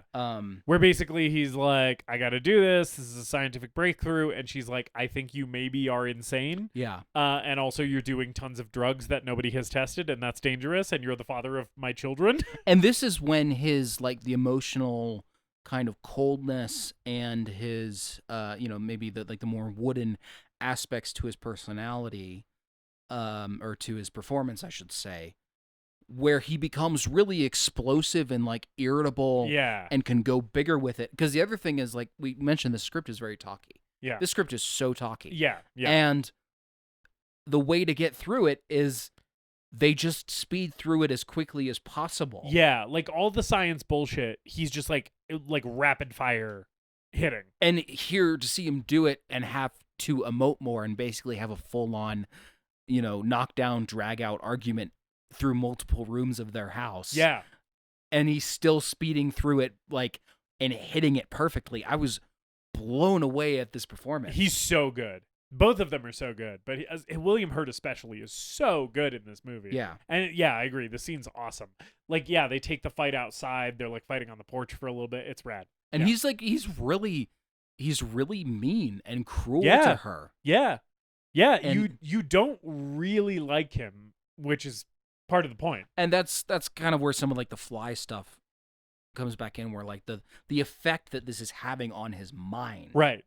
It's right. It is the Dr. Jekyll and Mr. Hyde thing, right? Where it's like, even when he is not the monster, right? The mild-mannered guy is like not so mild-mannered anymore, right? Like the worlds are kind of bleeding into each other, Speaking of Dr. Jekyll and Mr. Hyde, it gets the most overt here. where he goes into the sensory deprivation tank. After this argument, he goes into the sensory deprivation tank and takes the drugs again, unsupervised, with nobody else around in the middle of the night. Because Arthur and Mason are telling him this is a bad idea. His wife's telling him it's a bad idea. So he's like, fuck it, I'll just do it all by myself. And he does it. And then we see a monkey hand open the door from inside. Yeah. And then, like, a security guard or janitor first is like, hey, I'm hearing some shit from that lab. Like, what's going on? And he opens the door, and a fucking dude in ape makeup runs out and, like, jumps over him. And then we get, like, a full-on, like, chase sequence. Yeah. Or like a Neanderthal. Yeah. Neanderthal, right. like, yeah. Caveman-looking guy. Sure. This is the guy here is not William Hurt. He's a dancer. So they got, like, a dancer and, like, an acrobat, basically, for this whole portion of the movie where he's in Neanderthal form. He can climb and jump and contort his body and stuff like that. Physical performance here from this guy, really impressive. Yeah. Good shit. Yeah. Really good performance for a part of the movie that basically is a guy in a monkey costume killing people in a lab. Yeah, and then going to the zoo. So, yeah. I was really rocking with this movie. I was even rocking with, like, oh, he might be turning into a monkey. Let's see where this goes. Yeah. This is the part of the movie where I was like, oh my God, is this movie about to become a guy in a monkey costume killing security guards in a lab for the next 30 minutes, and it's going to totally fucking lose me? Right. The answer's no. But I do sort of think, just through virtue of the way that the makeup looks and sort of the how much time we're spending with Monkey Man here, the tone doesn't quite match the rest of the movie. This sort of has the vibe of like a Roger Corman, exactly, campy sci-fi silly movie, and the rest of this movie feels very serious and intelligent and deep, and it doesn't mesh perfectly. Let's be clear, the rest of the movie is still silly and campy. Right. But in the way that, like, The Fly is, right? Because The Fly is still a genre film, right? But it's like, it feels like more grounded and serious. This feels like a turn. Yes. Like a serious turn left into a different genre it feels of horror. Pretty pulpy. Yeah. Yeah, in a way that I don't necessarily think this movie should feel. No. It feels a little mismatched with the rest of the movie. Yeah. This whole sequence. Yeah. And I kind of think you could take almost all of this out of the movie and the movie would be improved. And you would lose very little. I agree. Yeah, and then the movie would be closer to 90 minutes instead of like the hour 45. Like you could probably have this, like there's they do a good job of keeping Monkey Man in shadows. Yes. For a little bit of this. And I think mostly his makeup doesn't look terrible. No, I think it's fine. I think it looks pretty good. It's just like it feels like it's from another movie. It just becomes a different movie. Yeah. Like the pacing changes. Yeah. The whole atmosphere of the film changes. Yeah. I kind of think you could just like have, I don't even know about like the monkey hand, but you know, you could do like a shot from the very beginning and then like him beating the security guard with the club. Yeah. And then like, he wakes up in the zoo. Yes. I feel like, right. Yeah. And like maybe even you like see him take down the goat and like see this zoo security guard find him. And that would cut this from like 10 minutes to like 1.5. Yeah. And it would be fine. Because he kills the janitor, he kills the security guard behind doors, and 2 more security guards come up. And this is the point where I'm like, oh shit. Yeah. Now we're just about to have him like feed this. We're just going to be feeding this guy security guards to kill for the next 20 minutes. The thing that I agree that I think this movie could lose it and it would probably be improved. But the thing that I do sort of like about this sequence is after he escapes from the lab. I do like him beating the security guard in the head. Yeah. I think that's a good moment. Because it's like, it's this primal kind of urge to do violence that he has awakened in him kind of realizing itself. But the other thing I like is him interacting with other animals. Mm-hmm. I do think that is interesting. I also think there's more of it than the movie needs. Like, because he interacts with the dogs are fighting him, and he kind of fights back as another animal. It's Yeah. not an interaction between a human and a dog. It's an interaction between two animals, right? And then we see the same thing with the rhino and the elephants and the tiger and the goats. And by the time we get to the goats, I'm like, I get it. Man is just another animal. I so get it. Yeah, and the like, I think it's with the goats around the watering hole where he's like scaring them off so he can get water. And it's like, okay, Is I that, get it. oh, that's the elephants? Oh, is that the elephant? Yes, where he's scaring them off. And at one point, this dancer in this ape makeup does just take a rock and fully hit an elephant in the head on screen. And I was like, that's just a guy hitting an elephant, which I don't love to see on film. Oh, sorry. I don't love to see a guy just punching an elephant. I don't know. Maybe it was a foam rock, you know? Yeah, this guy was just hitting this elephant, and I was like, stop hitting the elephant. Like, come on. He steals some meat from the tiger and shit. And it's like I like what the movie is saying, which is like he has regressed to the point where he's just an animal like any other animal, and he is interacting with them not as a sentient being, but as another beast. And like man in essence is a beast just like any other beast. And it's like, yeah, cool. I agree. Can we fucking move this along, please? Yeah. And especially because, I mean, I don't need this movie to spoon feed me things. I don't need it to be completely clear cut. I'm fine that some things are ambiguous. I'm fine that this movie embraces going to weird places and not explaining them. Is he actually Monkey Man? Is he hallucinating being Monkey Man? I would like a little bit more clarity on what's actually happening during the 10-minute Monkey Man sequence of the film. I'm pretty sure that based on what happens after this, that he was actually Monkey Man. Because everything else towards the end of this movie has, like, corroborating witnesses. So I'm pretty sure he just is Monkey Man. And then even this has corroborating witnesses because other people see him and are like, that's an ape. You know? Okay. Oh, yeah, you're right. Right. I'm sorry. Yeah. Because, So I think he, like, fully transforms into a monkey. Because Mason is like, yeah, that I heard that a monkey broke out of your lab. Yeah. And like, attacked a guy. the zoo. Okay, so... Yeah.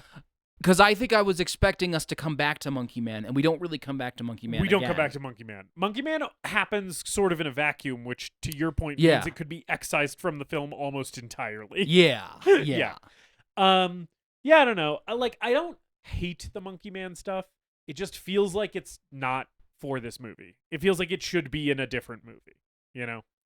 It's good stuff that I would enjoy better in a movie that was about a guy turning into a monkey. That's not what this movie's about. Yeah. But it is about it for about 10 minutes. Right. Yeah.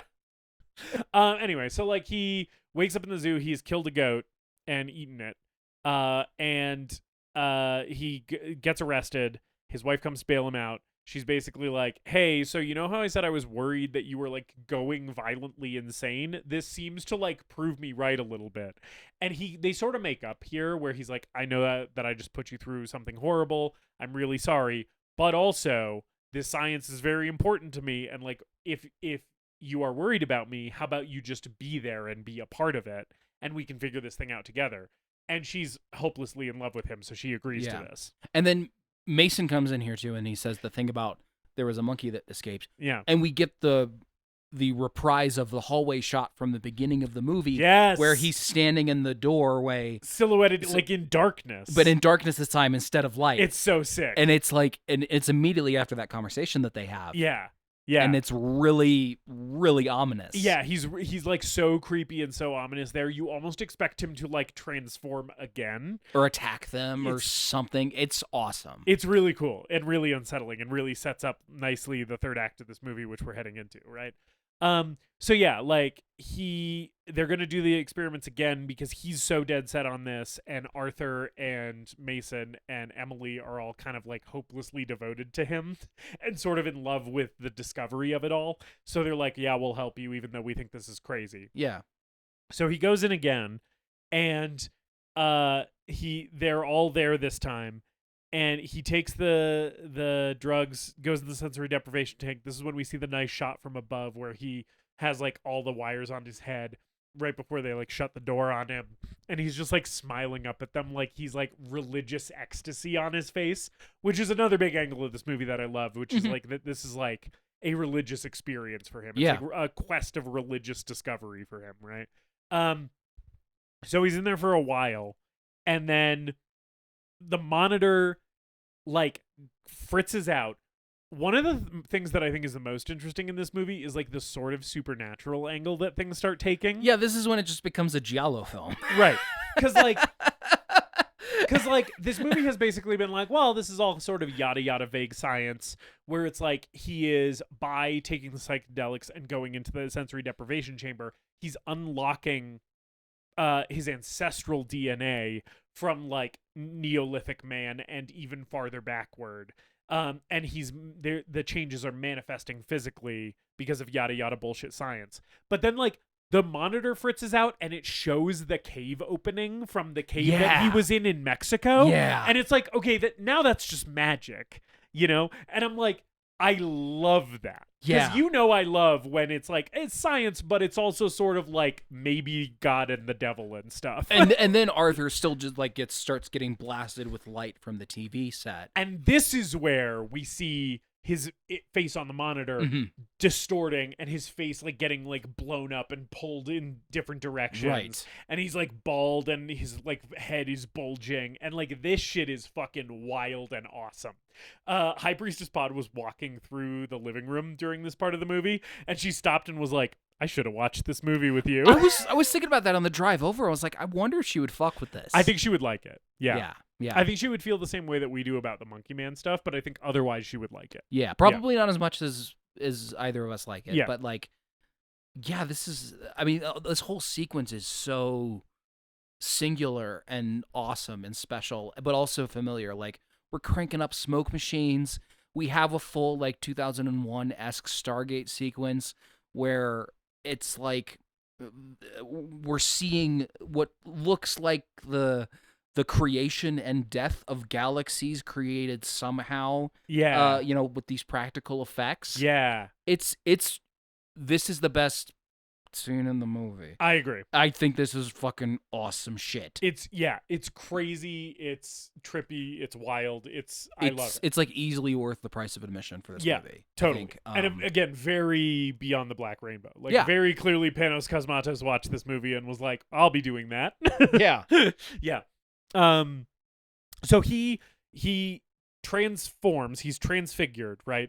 And light starts shooting out of the TV monitor. It's like hypnotizing Arthur. It like is like radiating out of the room. And Mason grabs Emily and tries to like get her out of the room. She's trying to go into the pod to save him. And he's like, I don't think you should go near it. Don't go towards it. So he takes her out into the hall. And because she's out in the hall, she's saved from like the blast that happens. Because the pod explodes. The sensory deprivation tank explodes. And it like knocks Arthur and Mason unconscious. And there's like this blinding light. And then she goes back into the room, sees them unconscious on the floor, and like goes toward the tank. And there is like a swirling whirlpool of fog, which is so rad, on the floor of the sensory deprivation. It looks so good too. It's so cool. It doesn't look cheap at all. It really looks like this lady's gonna be pulled down into this fog. It's incredible. And it's a great effect. And then she like finds him on the floor, sort of, but also he's like particles and antimatter and shit. Like he's like immaterial, and she's like reaching for him across the void, and then he like reconstitutes between her hands, and it's so fucking sick. It's so cool. So then he's like alive after this, which is wild. But then they take him home, and they're basically like, so like we all saw that. Turns out magic is real, and maybe we need to keep doing the experiments to figure out what the fuck magic is. Yeah, now Arthur is like complete. He's like, a true believer now. True believer now. Right. Like you practically expect him to go into the tank next time. Yeah, he's like, we have to continue the experiments. Yeah. He's really onto something. This is when he brings up right. the putting flyers in the fucking student union. But they're also talking about like this is bigger than genetics. Yeah. This could be parallel universes. This could be God. This could be whatever, right? And Mason is like, I think we need to fucking pump the brakes here because a guy just blew up and then reconstituted himself. How do we know that, like, next time he won't? You know? Like, it's important to, like, examine the risks here. And Arthur's like, no, fuck it. I love their argument where they're, like, overlapping. They're just, like, shouting over each other. Mm-hmm. That's all great. Bob Balaban and this other actor just, like, hollering over each other is awesome. That's another thing to mention about this movie, the dialogue.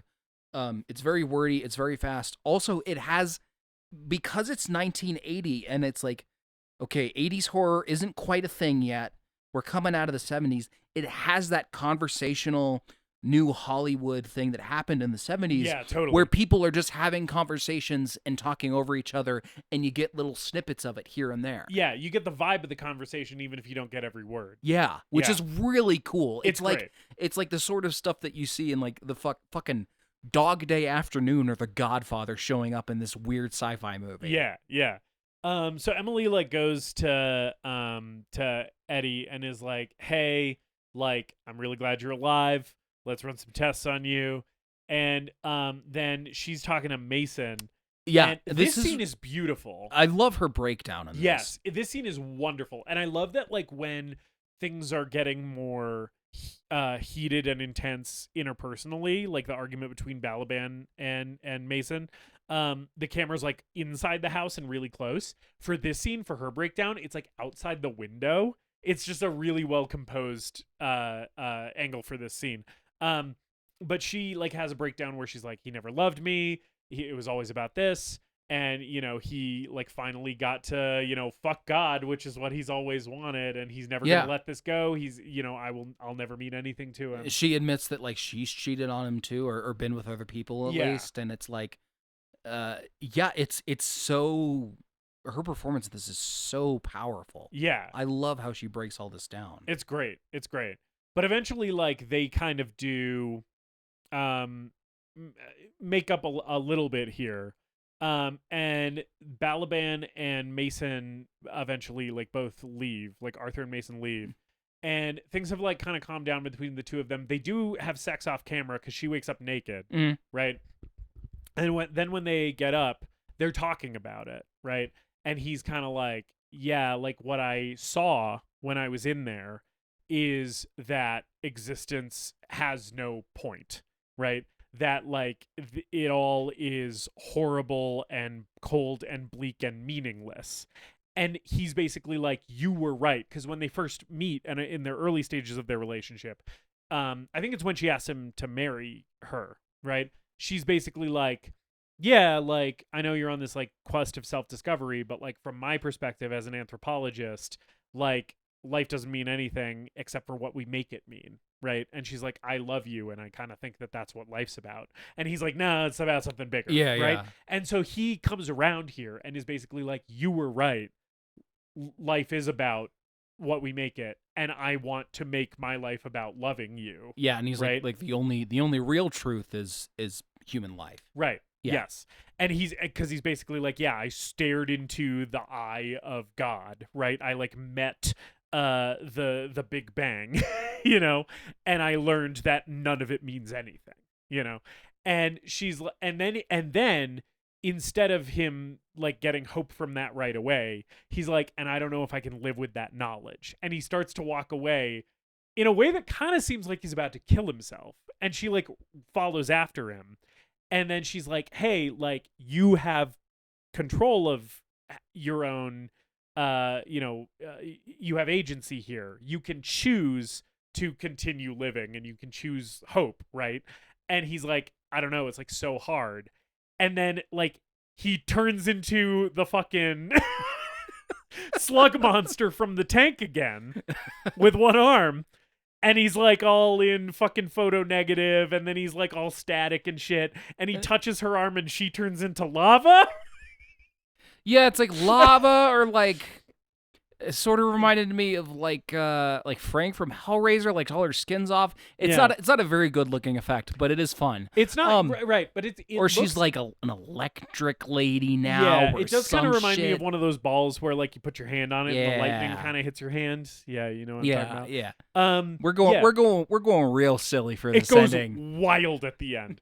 So then he is like fighting against cosmic despair and trying to like return back to his human form, and he's like hurling himself against the walls. and I love like every time he hits the wall, his color changes. Yeah. He's like purple, and then he's blue, and then he's red. and then he starts switching back and forth from his human form to Yes. Yeah. the homunculus or whatever And it it is silly, but it feels silly in a way that feels in keeping with the rest of the movie in a way that the Monkey Man stuff doesn't. Yes, I think I like this ending. I like this ending. If the Monkey Man stuff were not in the movie, Yeah. the ending would be the weakest part of the movie for me, and I would still be like, it's still all right. Yeah. It's just like a notch above the rest of the weirdness in the movie. Right. Um, It strays away from like the grounded scientificness of it and is more like leading with the themes, right? Yeah, It's more like, okay, choose life, choose love over, despair, right? Yeah, it is kind of like shoehorning in love saving the day in Right. this movie. Yeah. Which I'm a little bit of a sucker for in- love saving the day, so I didn't mind it that much. Yeah, but in a way that's more abstract and metaphysical and Yeah. weird. yeah. And I mean, Um, he's still like a weird fucking homunculus slug guy, so I can't complain too much. I still like seeing that effect. Yeah, Yeah. it's a fun effect. Yes. So he Um, like returns back to his human form, and then he like embraces her while she's like electric lava or whatever, and they like phase out of existence. And this effect I think is pretty cool, where it's like all these flashing lights, they kind of like are warped out of reality and then back into reality, and they're both naked, they've lost their clothes. Mhm. And then he finally says, "I love you," and that's the end of the movie. Wow. Wow. That's Does your state It's a feel weird movie. altered, David? you Altered could states. say What is that. this a movie about? Gerrymandering? Altered states. All right, we're canceling that bit before it starts. Justus is Altered States, the greatest movie ever made. David, I loved so much of this movie. And then there were just a couple things where I was like, I can see some areas for improvement here, And like ultimately the question that I feel like I had to answer for my verdict here is it's like, are the highs high enough that they sustained the feeling of greatest movie ever made through the lows of this movie? And ultimately, I think the answer is no. Which pains me to say, because like this is maybe the movie that I've liked the most that I've ever given a no to in the history of this podcast. I loved Altered States. I think you should watch Altered States.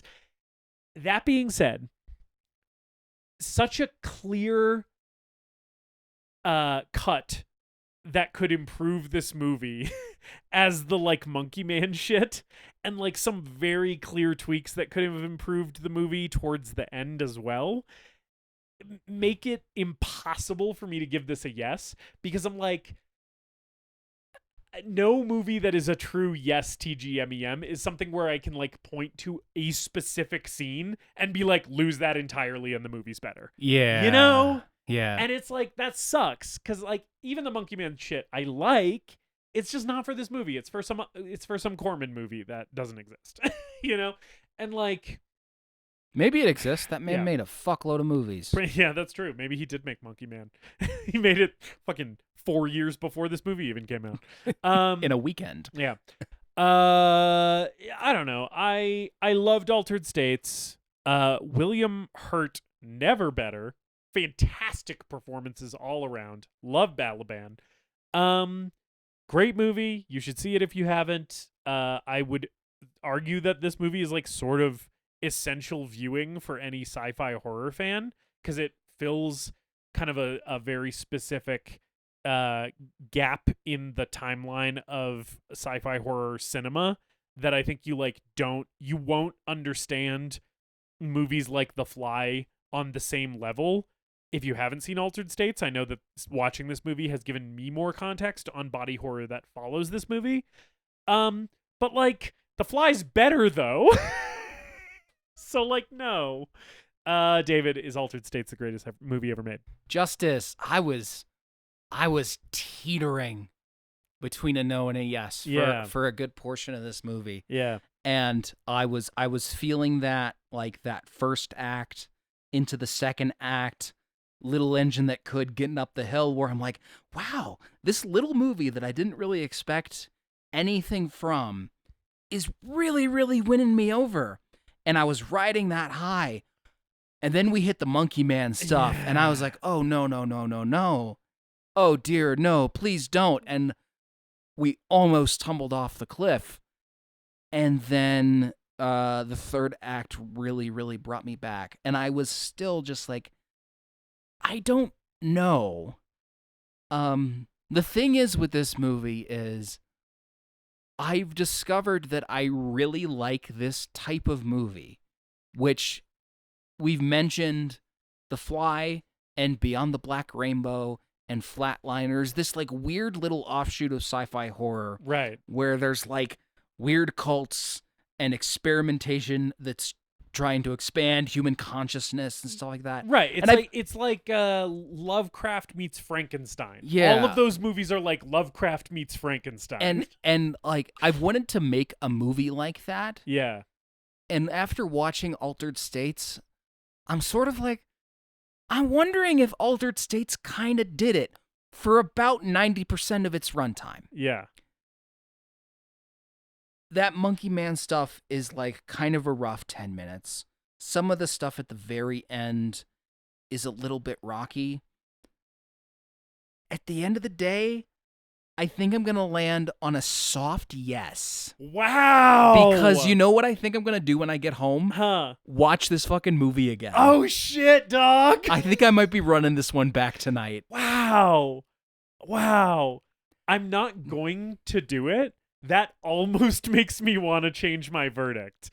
Because I'm like, man, I feel like Altered States deserves the yes spot on the spreadsheet, but I'm sticking to my guns. I think that's fine. I am holding fast to my convictions. I think this is probably just another one that we're really, really close on. Yeah. I think the highs in this movie are so fucking high. They really are. And I adore the dialogue in this movie. I adore how much it leans into the sci-fi mumbo jumbo in a way that I didn't with stuff like we've been saying In the Mouth of Madness when I've been thinking of Prince of Darkness. Oh, yeah. I said like, Prince of Darkness earlier, but I also think there's some In the Mouth of Madness in this movie too. Sure. Yeah.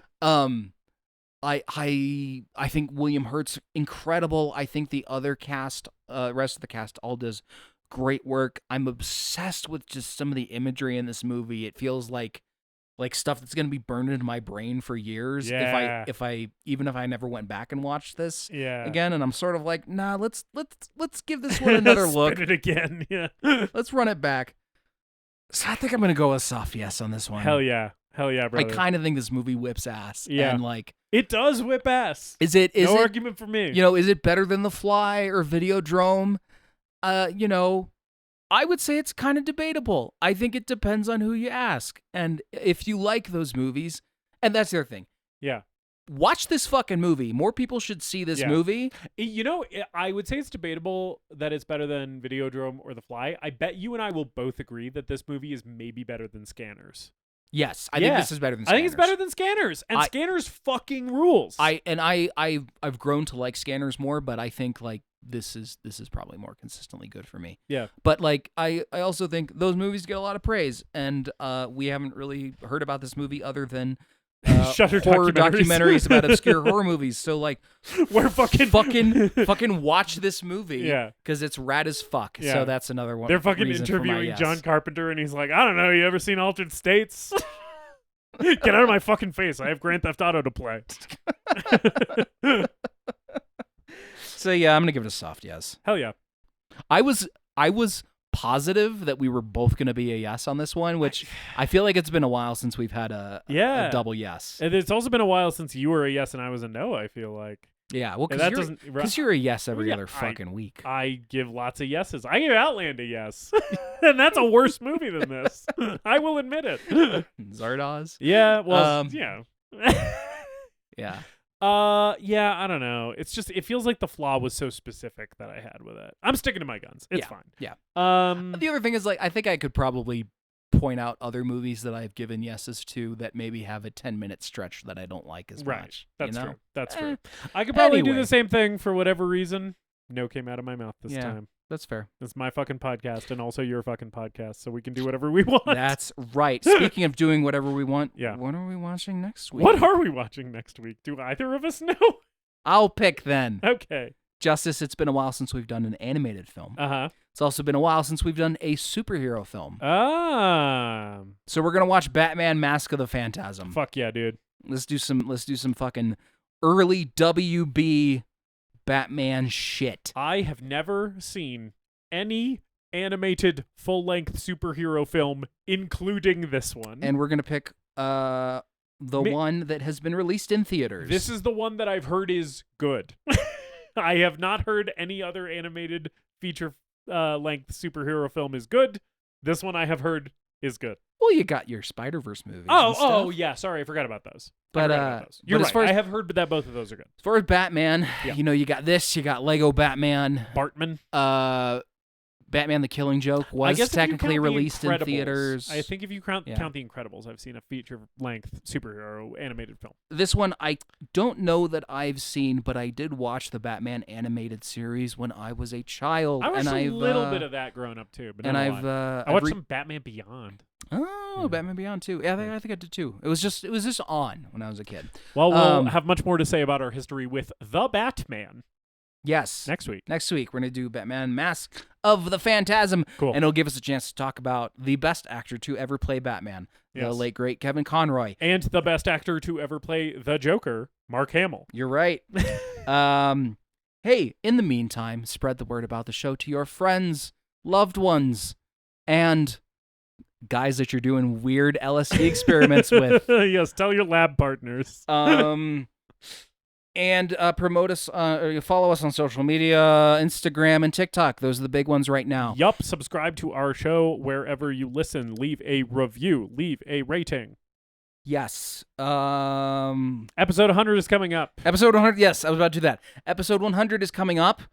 We're going to be doing a Q&A as part of the episode. So submit your questions to either a DM on Instagram or to our email address, thegreatestmoviepodcast@gmail.com. You can ask us about just about anything that you fucking want. Yeah, you can ask us about the show, movies, other media stuff that we're into, Music our and lives, shit.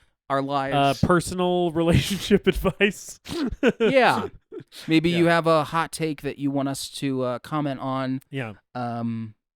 And we're going to be answering those on air for episode 100, which is coming out August 22nd. So get them in on August 15th so we can get them all together for recording the show. Also, as you might expect, episode 100 is going to be a big movie and a big guest. That's all that we will say for now. Yes, and that's going to be another anniversary month where we hit a few big movies.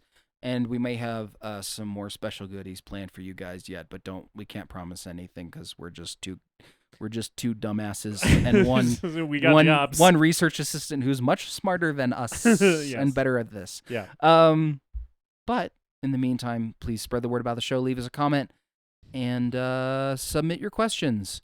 We can't promise we'll get to all of them, but we will cull the best ones for the show. We'll try. Anyway. Kiss, kiss. A little kiss, kiss on all your foreheads from me specifically. Yes. And as always, Later, dipshits. We hope you enjoyed this episode of The Greatest Movie Ever Made. Please remember to leave us a rating and a review, and to subscribe to the show wherever you listen. We appreciate you supporting the show and spreading the word. Tell your friends to listen. Tell your enemies to listen. Tell your mom to listen. If your neighbor has an unsecured Bluetooth speaker, connect to it and play an episode. You can follow us on social media at TGMEM_podcast. And if you've got a movie that you want us to talk about, send us an email at thegreatestmoviepodcast@gmail.com.